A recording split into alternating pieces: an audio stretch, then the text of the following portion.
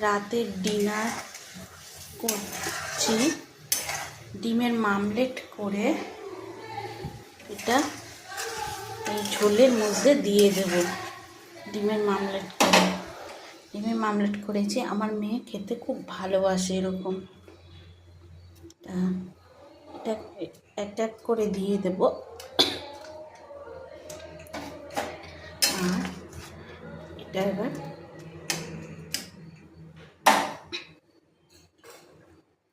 আর এখানে এলাচ আর দারচিনি লবঙ্গ জল করা আছে, এটাকে দিয়ে দেব। দিয়ে এটাকে ঢাকা দিয়ে দেবো। এটা ফুটবে। আর এখানে ভাত করেছি রাতে, আর রুটি আছে রাতে। আজকে